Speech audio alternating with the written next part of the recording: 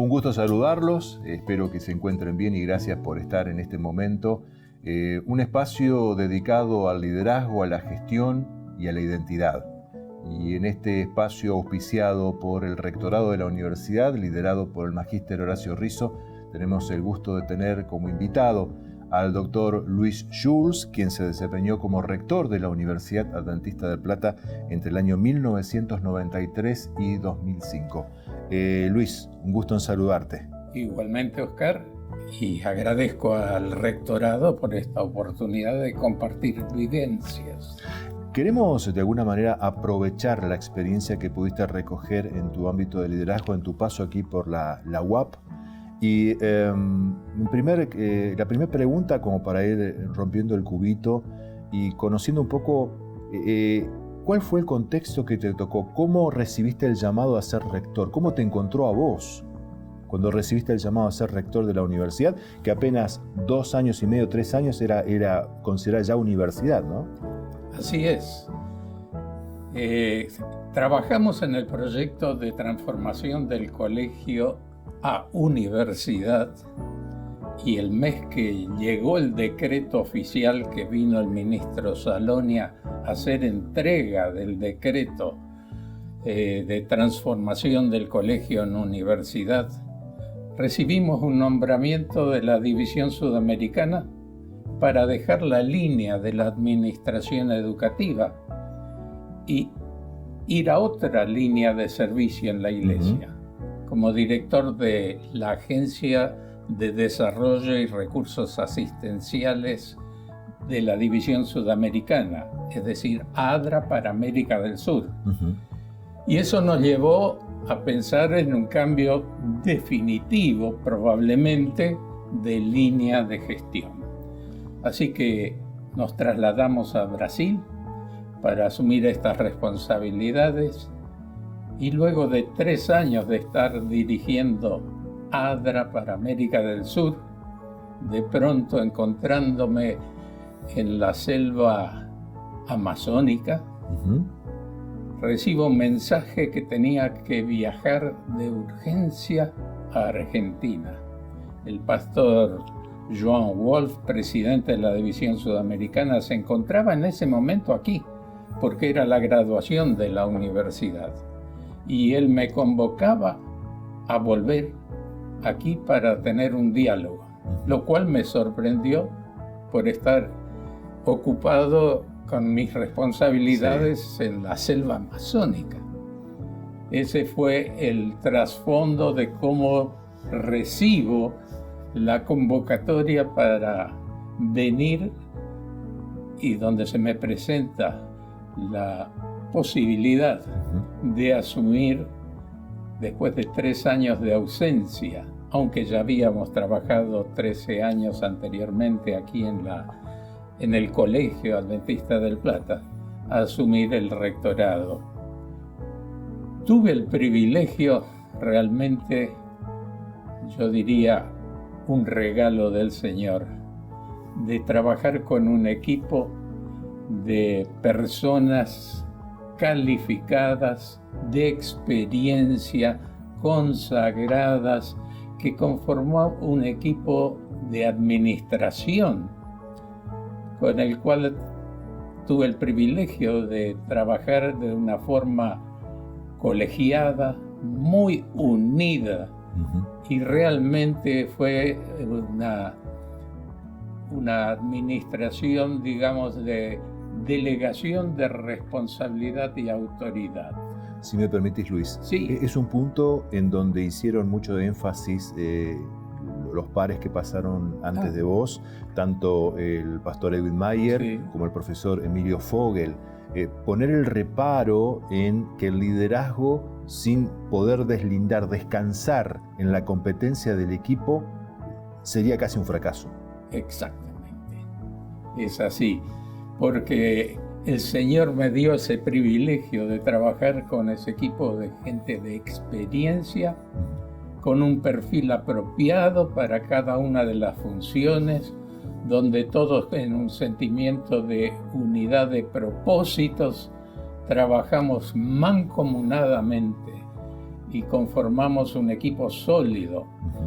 Yo creo que no falto a la verdad en decir que tuve el privilegio de contar con el equipo de conducción rectoral y vicerrectores por primera y última vez hasta el momento, donde todos eran ministros ordenados. Es decir, habían estudiado, tenían formación teológica, pero además eran pastores que habían tenido experiencia pastoral en la conducción de iglesias, y por lo tanto era importante. ¿Lo ves como un valor agregado? Para el énfasis que se le quería dar a la institución en ese momento. Hablando de eso, y nos adentramos en el énfasis que debía darse en ese momento de liderazgo que te tocó pasar, ¿cuáles eran esos desafíos?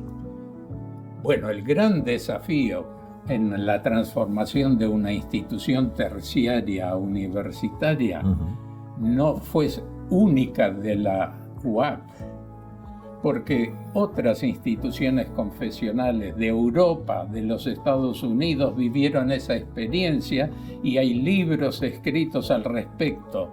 Cómo esas instituciones, al vivir esa transformación de seminarios o de instituciones terciarias a pasar a ser universitarias, hay como un divorcio, hay una dicotomía, una tensión entre el mundo académico y el mundo religioso.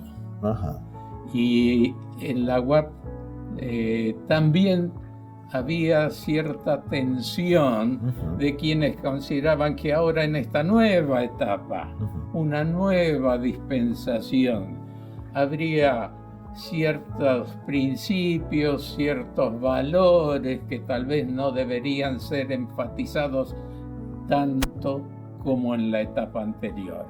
Y es allí donde, como equipo, nosotros consideramos que el consejo bíblico registrado en Jeremías 6:16, así dijo Jehová, paraos en los caminos y mirad, y preguntad por las sendas antiguas cuál es el buen camino y andad por él. Y ese fue el consejo que siguió el equipo administrativo que me tocó liderar en aquellos años. Y en esta situación de lugar de confrontar a momentos que te pueden mover el piso en ciertas circunstancias, me decís que el equipo aunadamente dijo, este es el camino. ¿Recordás algún hecho, alguna anécdota, dentro de las muchas que seguramente habrán surgido, ¿no?, en este contexto, que pueda servir de ejemplo para todos los que en este momento están mirando, de lo que fue esa lucha entre lo que vos decís, flexibilizar algunos valores y principios? Recuerdo perfectamente, porque eran las primeras semanas en la administración rectoral. Te sacaron calzados del principio, podríamos decir. Desde el comienzo. Ocurría que las actividades espirituales todas eran libres, cada uno hacía como bien le parecía en su corazón. Llegó la primera semana de oración, el comienzo del año. Recuerdo quién la tuvo a su cargo, el pastor Daniel Belvedere, un gran líder, un evangelista, pero que en el Salón de los Pioneros se reunían para las primeras reuniones unas pocas decenas de alumnos y personal. Eso fue un shock, porque quienes habíamos dejado la institución pocos años antes, donde la participación era masiva, bueno, volvimos a las sendas antiguas y algunas prácticas de antes, donde nuestro programa co-curricular de actividades incluía, a partir de entonces, la participación en actividades espirituales también. algunos miembros, hubo una tensión interna en la institución, algunos miembros del personal nos desaconsejaron tomar tales decisiones, que eso iba a hacer que cayera el número de alumnos en el futuro cercano. La futura matrícula. La futura matrícula. Cosa que después quedó demostrado totalmente que no era así. No era así, sino lo contrario. No solamente internamente hubo una cierta tensión, sino vino una delegación de la iglesia mayoritaria, popular de nuestro país, que vinieron al rectorado a hacer la observación de la participación de los alumnos de la confesión religiosa de ellos en nuestras actividades espirituales. ¿Cómo es eso? ¿Sí? Una delegación vino, solicitó una audiencia, una entrevista, nos reunimos, conversamos prolongadamente al respecto. Les comenté de mi propia experiencia, que había sido alumno de una universidad de esa confesión religiosa en las cercanías, y donde yo tenía también que estudiar, a pesar de ser licenciado en teología, tenía que participar de los estudios de teología de esa confesión religiosa y tenía que participar de las actividades de ellos. Finalmente llegamos a un consenso de entendimiento con esa delegación. Así que hay algunos puntos que quedan grabados de esa tensión al querer fortalecer nuestra cosmovisión adventista, nuestra filosofía de educación adventista y la integración de fe, enseñanza y aprendizaje. Trae muchas veces cierta tensión. Si me permitís, sí, por favor. Un líder, un mentor de los míos cuando estudié en la Facultad de Teología, cuando fui nombrado para la responsabilidad, se acercó y me regaló un libro. El título del libro está en inglés, pero decía Recuperando la visión y la misión, donde se detalla la experiencia de otras instituciones, universidades y lo que ellos vivieron al distanciarse y alejarse de la iglesia o la confesión religiosa con la cual surgieron. Ese fue un libro de cabecera para los primeros meses y años de conducción rectoral, puesto que fue muy importante los consejos que se vertían en ese material. Ponés en la mesa el tema de que muchas veces se entiende que la discusión de este nexo entre el liderazgo, la gestión y la identidad a veces queda como un concepto abstracto, como una lucha conceptual, una dicotomía que queda simplemente en la simple retórica. Pero en la práctica es realmente importante sostenerlo, porque si no, una institución denominada adventista se caería por su propio peso. Por supuesto, por supuesto. Coincido plenamente con lo que mencionás, y es un riesgo que corremos permanentemente como iglesia, y especialmente vemos ciertos riesgos cuando se modifican ciertos estándares o ciertos porcentajes en las instituciones del alumnado adventista, del porcentaje de docentes adventistas o de la formación adventista de los docentes, etcétera, ¿no? Entonces hay que tomar en cuenta todos esos aspectos. Luis, tenemos poco tiempo, pero queremos aprovechar tu experiencia para todos aquellos que en este momento están viendo esta entrevista. En el futuro, vemos ya en el presente y ya estamos adelantándonos que el futuro no va a ser mejor que lo que estamos viendo. Las instituciones se presentan hoy ante adaptarse a situaciones o ponerse de pie en contra de ellas para mantener esta identidad de la que hablamos. Hoy el mundo se presenta sumamente antagónico a ciertas cuestiones que tienen que ver con lo que venimos hablando, ¿no? Y como que esta cuestión ecléctica de que todo lo que podamos juntar es mejor, a veces nos lleva a tomar malas decisiones.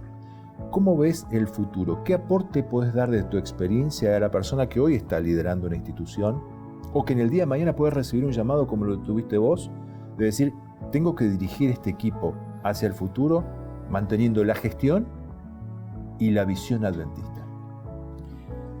Creo que el mejor consejo lo da el apóstol Pablo en Romanos, allí en el capítulo 12, versículo 2, donde leemos: no se conformen a este mundo, más bien transfórmense por la renovación de vuestro entendimiento o intelecto, de modo que comprueben cuál es la voluntad de Dios, buena, agradable y perfecta.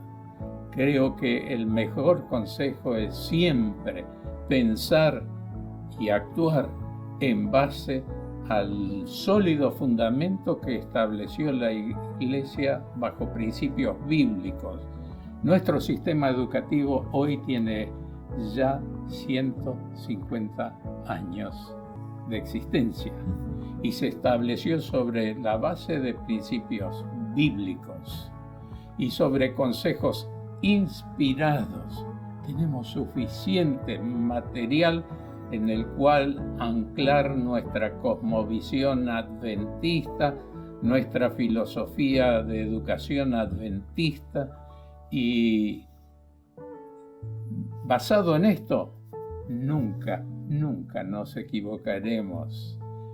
Yo tuve la dicha, la experiencia de verlo materializarse en realidades, y quisiera destacar simplemente algunas de las cosas que, contrariamente a lo que algunos podían pensar que se transformaría en fracaso algunas de las decisiones de preservar o fortalecer nuestra cosmovisión adventista en la administración. El alumnado durante el periodo de gestión aumentó en más de un 250%. Tuvimos limitaciones en la administración, limitaciones de carencias económicas, recursos humanos, recursos humanos calificados por falta de titulación de posgrado. Pensemos que la mayoría tenía formación terciaria, no universitaria, no tenían titulación de posgrado, pero el Señor permitió durante ese periodo que un altísimo porcentaje lograra el perfeccionamiento y la titulación correspondiente universitaria y titulación de posgrado. La oferta académica se amplió con más de 20 carreras universitarias nuevas, desde medicina, nutrición, kinesiología, comunicaciones, psicología, y podría seguir mencionando el programa de ACA, de estudiantes, intercambio con universidades americanas, que comenzó con 6 alumnos y en el 2005 teníamos más de 80 alumnos en este programa de intercambio. Las residencias estudiantiles, los alumnos internos más que se duplicaron, tal es así que pasamos a la adquisición de hoteles de la comunidad que se compraron y otros se alquilaron para ese fin. El alumnado interno, que estaba en los 500 alumnos, se llevó a 1.100 alumnos internos, aunque algunos vivían en la comunidad, pero en residencias de la universidad. Pero uno de los logros más importantes en ese periodo, más de 2.600 personas llegaron a conocer el mensaje adventista como fruto del trabajo de alumnos y personal de la institución. Eso es un logro realmente importantísimo. 600 alumnos cada año se beneficiaban con el programa BECUAP de trabajo. Pero hay un aspecto que no puedo dejar de destacar como una bendición de Dios. Y traje este material.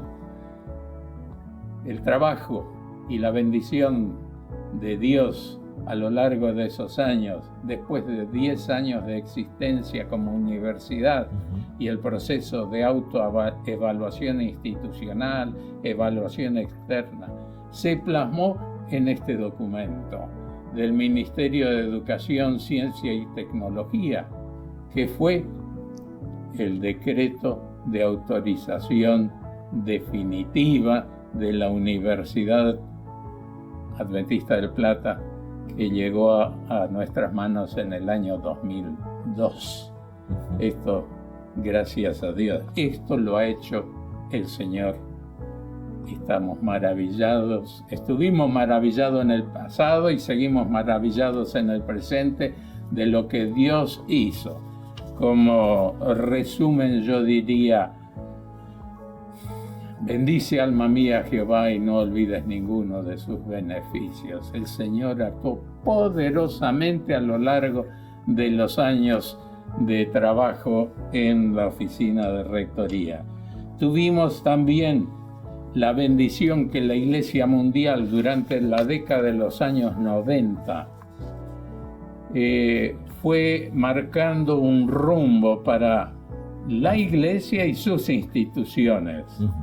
Por ejemplo, un documento oficial de la Iglesia fue el documento Compromiso Total con Dios, de los miembros de Iglesia, de las organizaciones de la Iglesia, de las instituciones de la Iglesia, cada uno bajo su responsabilidad.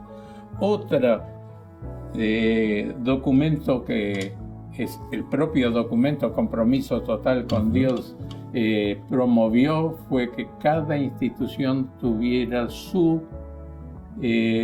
plan maestro de desarrollo espiritual.